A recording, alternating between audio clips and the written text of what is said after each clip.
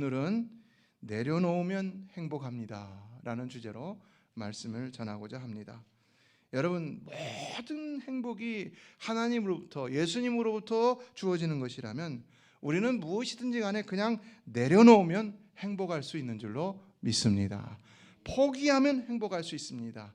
우리가 붙잡고 우리가 뭘 어떻게 하려고 하는 것이 아니라 다 내려놓고 하나님만 바라보면 행복할 수 있는 줄로 믿습니다. 우리가 행복의 비결을 알면서도 행복하지 못한 이유는 뭡니까? 그것은 무엇보다도 행복에 방해가 되는 우리 자신을 내려놓지 못하기 때문인 것이죠. 우리 자신을 내려놓기만 하면 행복할 수 있는데 그걸 내려놓지 못하니까 행복하지 못하다는 것입니다. 이상해요. 왜 그런지 모르겠어요. 왜 우리는 우리 자신을 내려놓지 못하는가? 내가 내 자신을 내려놓겠다고 하면서도 우린 잘 내려놓지 못해요. 왜 그럴까요? 그것은 타락한 본성이 너무나 자기중심적이기 때문인 것이죠. 죄로 인해 타락한 본성은 늘 자신의 뜻과 욕망과 자신의 계획을 우선시하려는 이 본능이 있는 것을 볼 수가 있는데요. 그래서 많은 사람의 생각에는 은연중 내가 원하는 대로 되어야 행복하다라는 이런 사고가 자리를 잡고 있습니다. 자, 그렇다면 여러분, 과연 내가 원하는 대로 되면은 행복할까요? 목사님 맞지 않아요? 그러나 성도 여러분, 내가 원하는 대로가 아니라 하나님이 원하시는 대로 돼야 진짜 행복할 수 있는 줄 믿습니다. 그런 거예요. 우리는 하나님이 원하시는 대로 되어야 우리 삶이 돼야 정말로 행복할 수가 있는 것입니다. 내가 원하는 대로 내가 행복하다? 그거는 잠깐일 뿐인 것입니다. 완전한 행복이 아닌 것입니다. 그래서 신앙생활도 오직 누가 원하는 대로 해야 행복합니까? 하나님이 원하시는 대로 해야 행복할 수가 있는 것입니다. 그래서 예수님이 말씀하신 신앙생활의 비결이 뭡니까? 그게 제자도와 관련된 말씀이죠. 아무든지 나를 따르려거든 뭐라고 그랬지? 처음에요. 자기를 부인하고 자기 십자가를 지고 나를 쫓을 것이라고 그랬어요. 자기 십자가를 지고 나를 쫓을 것이라는 것이 신앙생활이라면 그 전에 전제되어야 할 사항은 뭐냐? 나를 부인하는 일이라는 것입니다. 먼저 나 자신을 내려놓아야 한다는 것입니다. 그래야 신앙생활이 행복하다는 것입니다. 항상 신앙생활을 하면서도 교회 생활하면서도 내가 살아서 성씨가 내강인가 봐요. 그래가지고는 절대로 신앙생활이 행복할 수가 없다는 것입니다. 나를 내려놓고 나를 부인하고 오직 하나님만 바라봐야 그것이 십자가를 지는 사명의 일이라 할지라도 행복한 신앙생활을 할 수가 있다는 것입니다. 그래서 무신론자이지만 천재 철학자였다고 할 수 있는 일반적인 상식에 대해서 얘기해서 인용하는 것입니다. 니체는 이런 말합니다. 인간은 자기 자신 안에 가장 큰 적을 가지고 있다. 이 말은 뭡니까? 행복을 방해하는 가장 큰 적은 바로 나 자신의 내면이라는 것입니다. 나 자신의 내면이 나의 행복을 방해하고 있다는 것입니다. 그래서 기독교 변증가인 C.S. 루이스는 말합니다. 자신을 잃어버릴 때 비로소 자신을 얻는다. 자신을 잃어버릴 때 비로소 자신을 얻는다. 우리는 우리 자신을 잃기를 원치 않습니다. 참 인본주의가 무서운 건 그거예요. 자기를 안 잃어버리려고 그래요. 자기의 자존감, 자존심 이런 것들을 정말 잃어버리지 않으려고 하는데 사실은 잃어버리지 않으려고 할 때에 자신을 잃어버릴 수가 있다는 것이죠. 그러나 잃어버리면 오히려 자신을 얻는다. 이 말은 뭡니까? 우리 자신을 포기할 때 오히려 우리는 참된 행복을 누릴 수가 있다는 것입니다. 그래서 오늘 첫 번째로 살펴볼 본문의 교훈은 내려놓을 때 참된 행복이 시작됩니다 라는 것입니다. 본문에서 예수님은 두 종류의 기도를 언급하고 계시죠. 먼저는 뭡니까? 바리새인의 기도이죠. 자, 다 같이 11절을 읽어보겠습니다. 시작. 바리새인은 서서 따로 기도하여 이르되 하나님이여 나는 다른 사람들 곧 토색, 불의, 간음을 하는 자들과 같지 아니하고 이 세리와도 같지 아니함을 감사하나이다. 어떻습니까?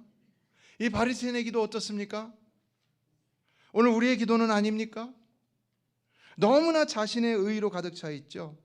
그래서 자신의 어떤 업적을 내세우고 자신이 남보다 낫다는 사실을 내세우고 자랑하고 있는데 누구 앞에서 그러고 있습니까? 하나님 앞에서 그러고 있다는 거예요. 하나님 앞에서. 아니 하나님 모르실까요? 하나님 우리의 삶을 모르실까요?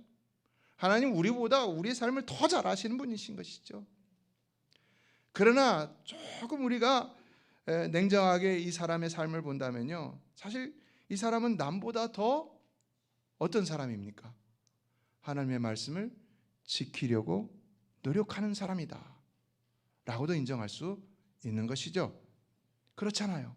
여러분, 토색, 불이, 간음하는 자들과 다르다고 그랬어요. 예?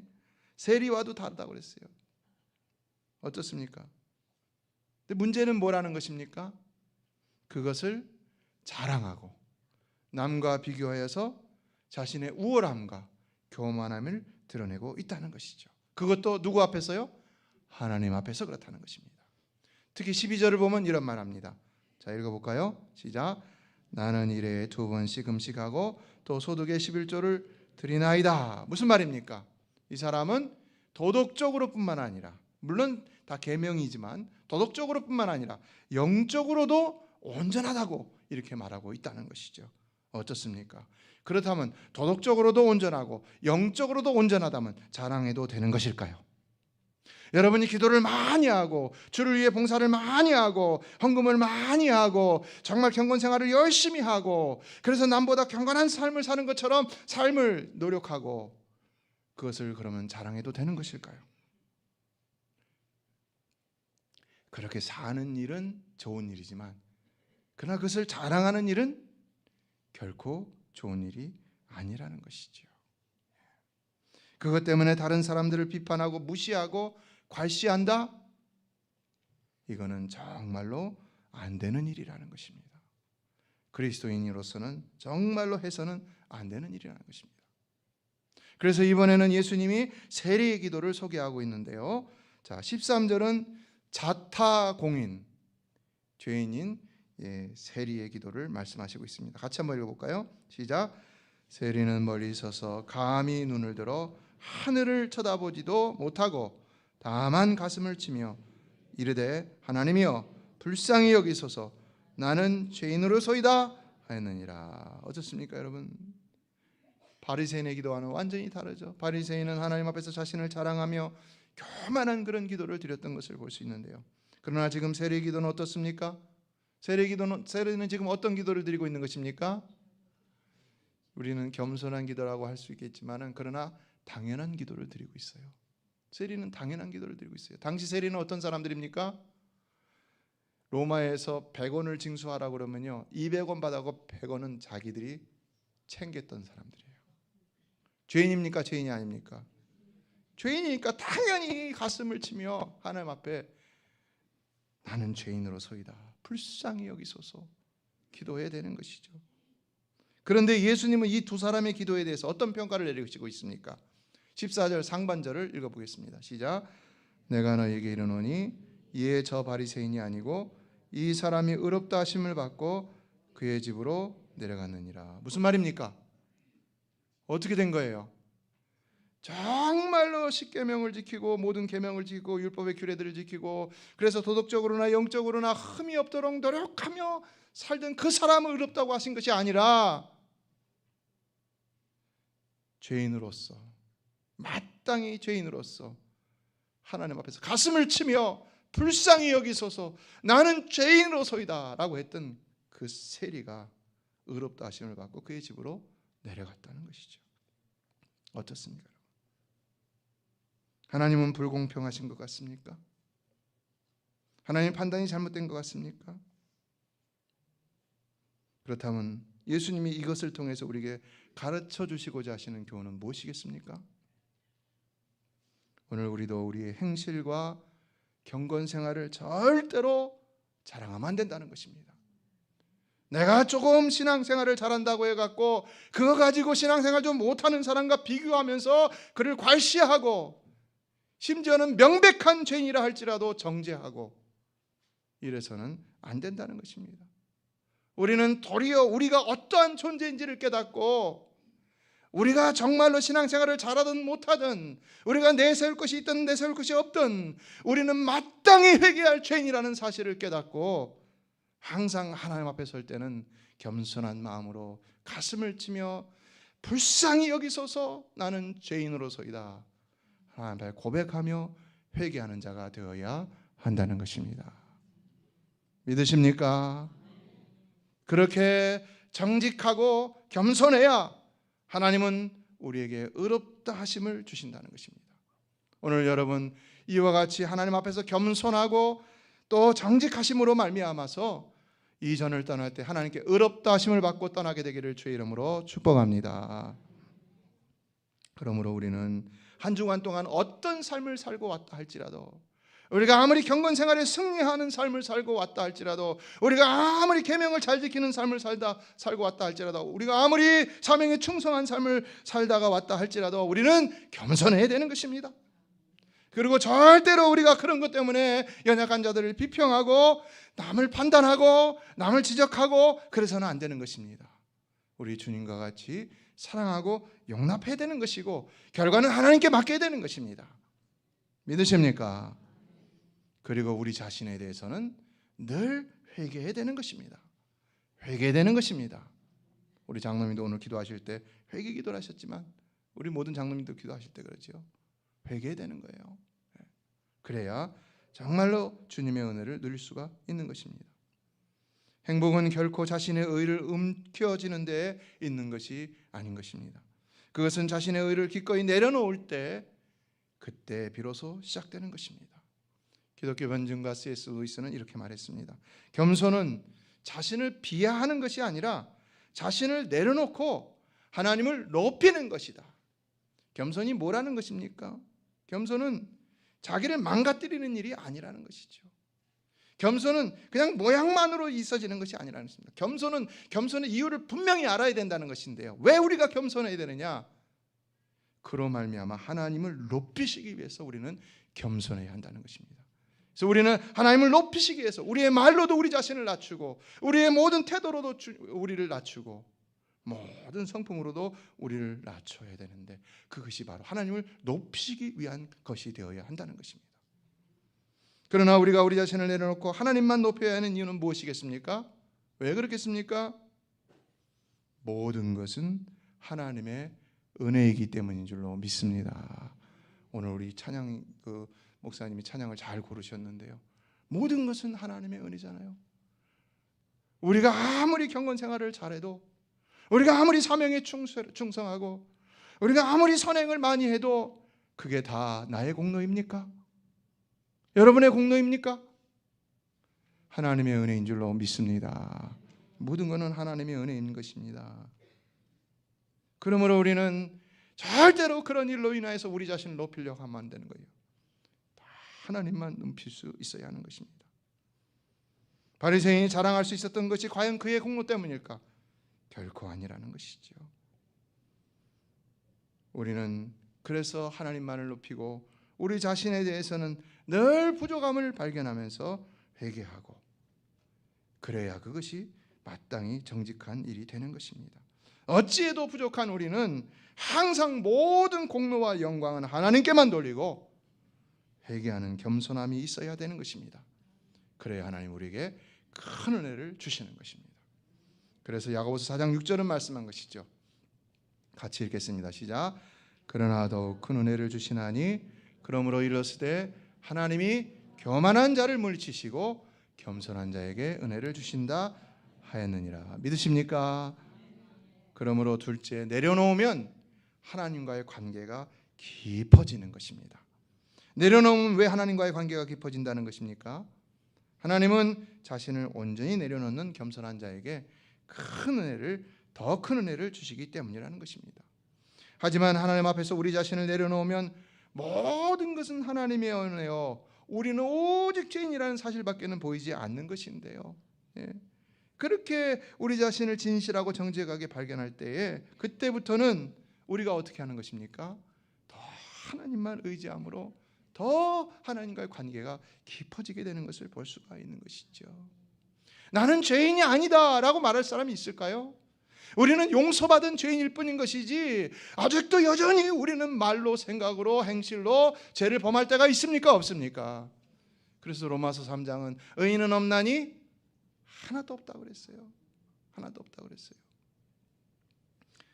로마서 7장에서 하나님의 법과 죄의 법이 싸운다는 이야기를 사도 바울이 그 자신의 갈등을 얘기했는데, 그것이 언제의 일이라는 것입니까? 예수 믿기 전입니까? 예수 믿은 후에도 그런 일이 있다는 것입니까? 후에도 있다는 거예요. 저희 신학교 다닐 때 그 조직신학 교수님이 그런 말을 했어요. 제가 그 트리니티를 다녔는데 그 유명한 벤 게머린이라는 그 신학자가 있어요.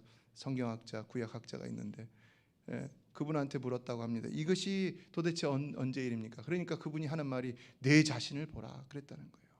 우리 자신을 보세요. 갈등합니까? 안 합니까? 아직도 갈등하고 있다는 것이죠. 우리는 하나님의 은혜가 없이는, 하나님의 은혜로 인한 예수 그리스도의 보혈의 공로가 없이는 오직 죄인일 뿐이라는 것입니다. 믿으시기 바랍니다. 이에 예수님은 우리가 아무리 본문의 바리새인처럼 모든 계명을 지키고 또 일에 2번씩 금식을 하고 소득의 11조를 드린다 해도 마찬가지로 죄인이라는 사실을 말씀하고 있는 것인데요. 우리가 그런 계명을 지키고 경건 생활하고 하나님 앞에서 성도로서의 의무를 다할 수 있는 것도 오직 하나님의 은혜인 것이지 결코 우리의 자랑거리가 될 수가 없다는 것입니다.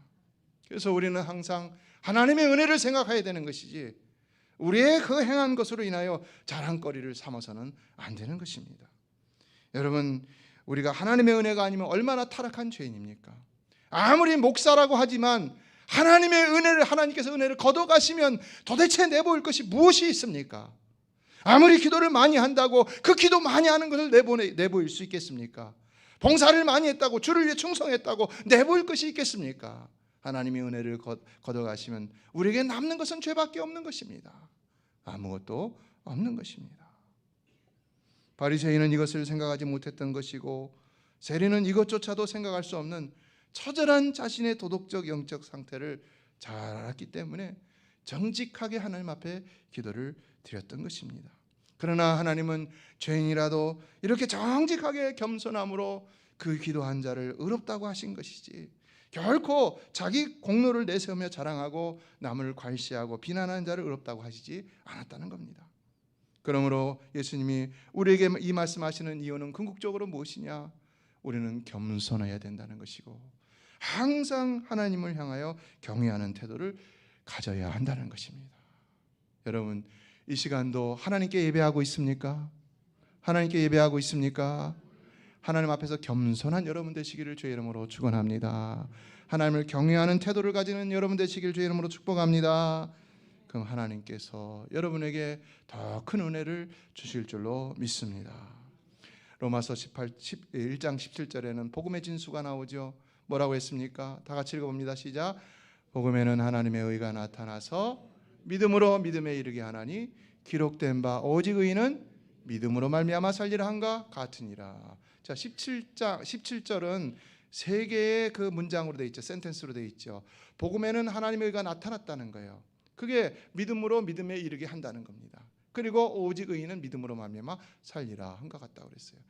하나님의 의가 나타났는데 그게 믿음으로 믿음에 이르게 한다. 그렇다면 하나님의 의는 뭐라는 것입니까?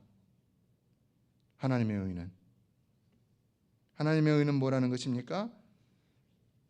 하나님의 의는 우리를 우리의 행위가 아닌 오직 믿음으로만 의롭게 되도록 하신 일이라는 것입니다. 믿음으로만. 여러분의 행위가 아니라 믿음으로 믿음에 이르게 한다는 것은 from faith to faith라고 그랬잖아요. 영어로 말하면 전부가 다 믿음이라는 것이죠. 그래서 오직 의인은 믿음으로 말미암아 살리라 한가 같으니라는 하박국 선지자의 말을 인용한 것입니다. 이처럼 오늘날 의인은 누구냐? 자신의 의를 내려놓고 오직 하나님의 의만을 구하며 사는 믿음의 사람인 것입니다. 그러므로 14절 하반절은 말씀하고 있는 것입니다. 14절 하반절 무릇부터 읽어보겠습니다. 시작. 무릇 자기를 높이는 자는 낮아지고 자기를 낮추는 자는 높아지리라. 세상에서는 이미 오래전부터 PR 시대가 됐죠. 자기를 좀 어필할 수 있어야 그래야 사람들이 알아주기도 하고 그래서 높여주기도 하죠. 그러니까 세상에서는 사람 앞에서 자기를 높이고 자랑하는 자가 높아질 수 있다는 겁니다. 그러나 하나님 앞에서는 어떻다는 것입니까? 절대로 never ever 절대로 그러면 안 된다는 겁니다. 하나님은 오직 only just 자기를 낮추는 자만을 높이신다는 것입니다. 도리어 자기를 높이는 자를 끌어내시고 자기를 낮추는 겸손한 자를 높이신다는 것입니다. 이처럼 하나님 앞에서는 겸손한 마음과 자기를 낮추는 태도가, 그 애티튜드가 굉장히 중요한 것입니다. 그래서 우리는 항상 우리의 그 생각에서도 야, 이게 하나님 앞에 교만한 것은 아닌가라는 생각을 하면서 생각도 해야 돼요. 실제로 우리 저는 그러려고 노력을 하는데요. 여러분들도 그러시라고 생각합니다. 말도 그렇고요. 우리가 기도하는 것도 그렇고요. 기도하는 것도 그렇죠. 예배도 마찬가지인 것이죠. 그것이 영원한 하나님을 섬겨야, 우리가 영원히 섬겨야 할 그 하나님을 섬기는 마땅한 성도의 태도라고 할 수가 있는 것이죠.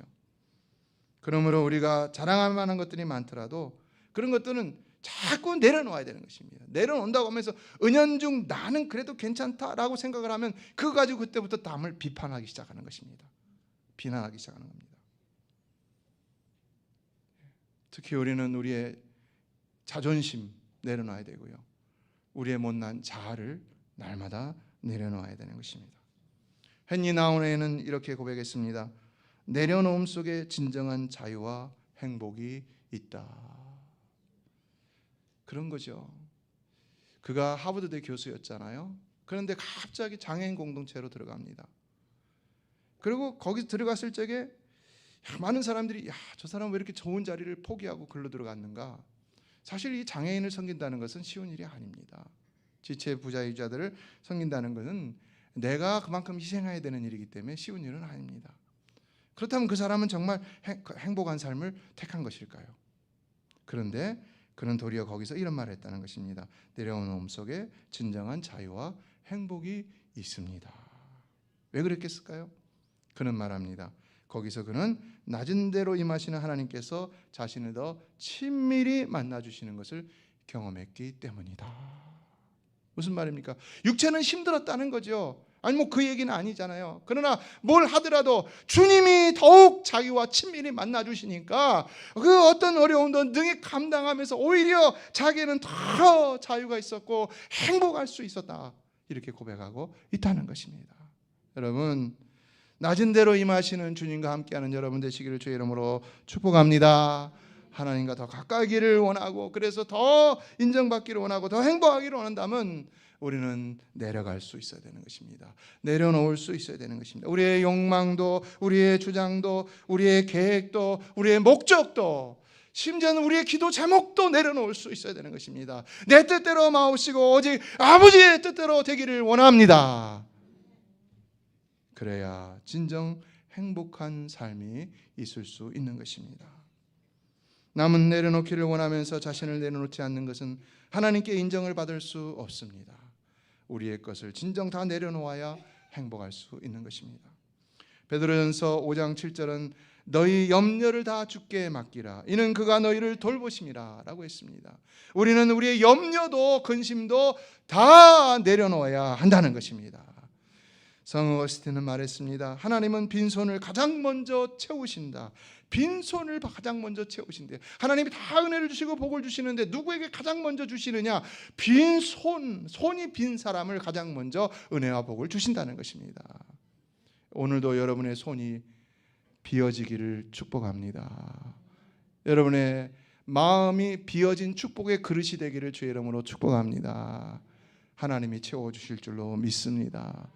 비우지 못하니까 채워지지 않는 것입니다.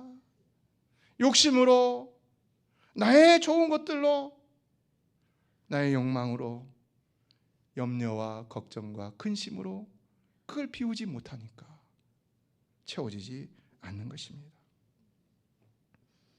마지막으로 세 번째, 내려놓을 때 이웃과의 관계도 행복해진다는 것입니다. 여러분, 왜 바리새인이 세리를 판단하였던 것입니까?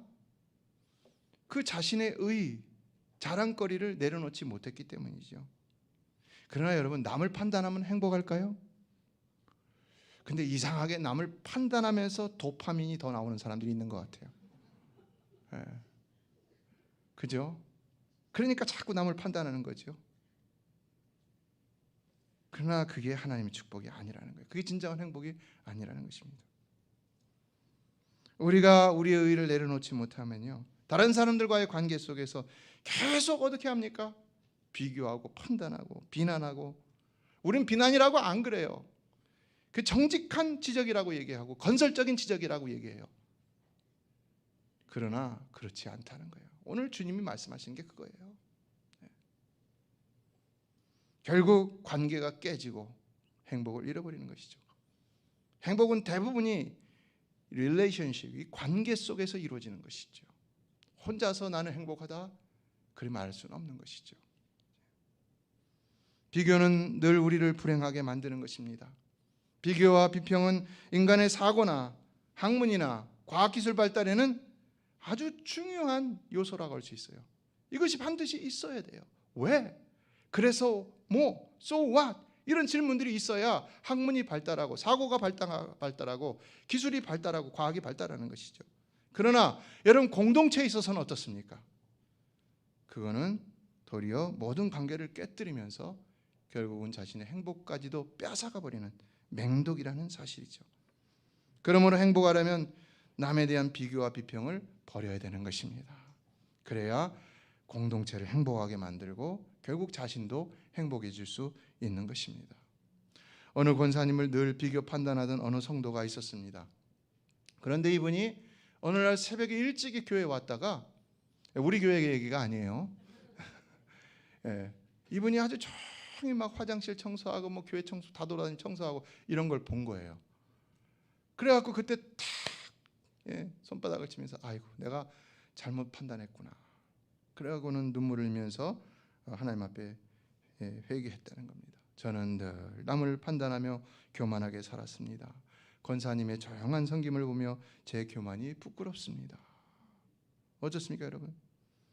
우리가 남을 판단하고 비교하는 것은 조심해야 되죠. 왜요? 사실은 우리가 그 사람을 다 알지 못하기 때문에도 그런 것이죠. 본래 하지 말아야 되는데, 그러나 하더라도 좀 정확히 알고 해야 되는데 사실은 우리가 다 알지 못한다는 겁니다. 여러분, 잘 안다고 판단하고 비교하면 어떻게 되는 것입니까? 법적으로 막 잘 안다고 판단하고 비교하면서 남을 비난하고 입으로 막 얘기하고 다니면 그게 뭐예요? 그게 명예훼손이에요. 명예훼손. 한국에서는요, 미국은 팩트만 걸려요. 근데 미국은 그게 사실이 아니면은 괜찮아요. 근데 미국은 미국은 그렇고 한국은 그게 사실이라도 남의 이야기를 발설하면은 그게 명예훼손 조건이 성립된다고 합니다. 그건 죄라는 거예요, 여러분. 그렇다면 하나님은 그 죄를 어떻게 하시겠습니까?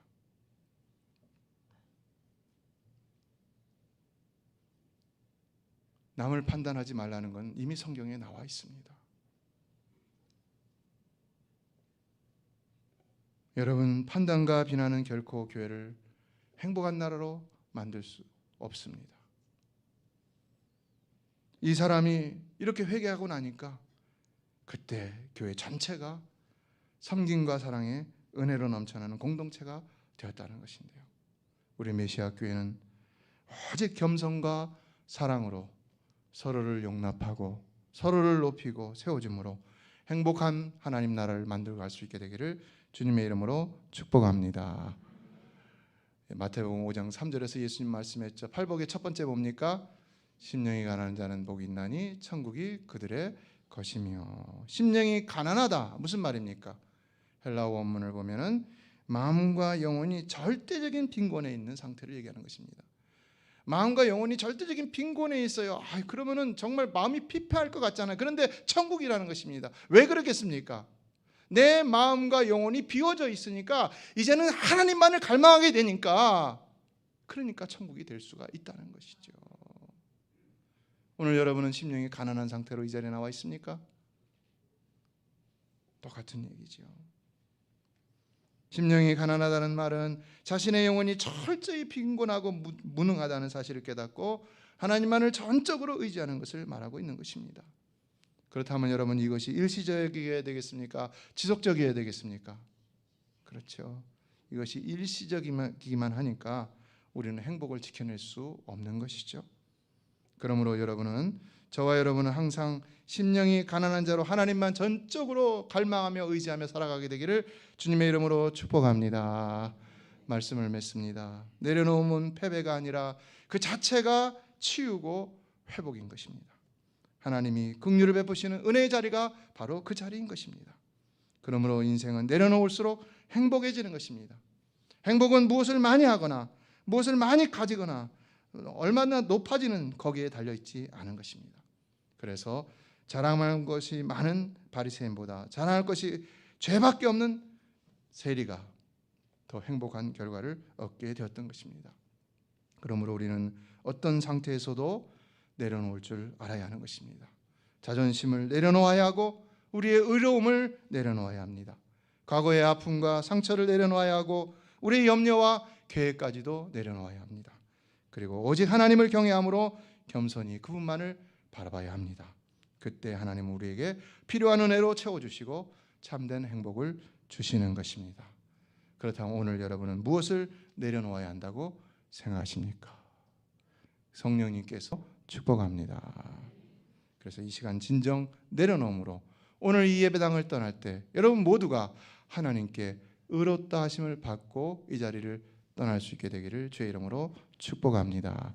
예수 안에서 이미 우리는 의로운 사람들이 되었지만 그러나 오늘 말씀이 주는 교훈을 마음에 잘 새김으로 말미암아서 전화 와서 이제 끊겠습니다. 그래서 말씀 잘 마음에 새겨서 정말 하나님으로 인해서 행복한 삶을 사시기를 바랍니다. 우리 같이 한번 기도하겠습니다. 통성으로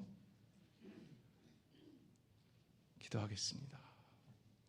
나는 무엇을 내려놓아야 할까? 오직 하나님의 음성을 들으실 수 있기를 바랍니다. 즉 성령의 감화 감동을 받기를 원합니다. 우리 가운데 부족하지 않은 사람이 어디 있습니까? 메시아 교회가 더욱 행복한 교회만이 되기를 간절히 소망합니다. 서로가 서로를 용납하고 서로가 서로를 세워줄 수 있는 교회만이 되기를 원합니다. 주님을 더욱 갈망하는 교회가 되기를 원합니다. 그런 기도가 되고 예배가 되고 우리의 자랑은 없고 그리스도만을 자랑하는 교회가 되기를 원합니다. 예수님만 나타내는 교회가 되기를 원합니다. 우리 신앙생활이 그렇게 되기를 원합니다.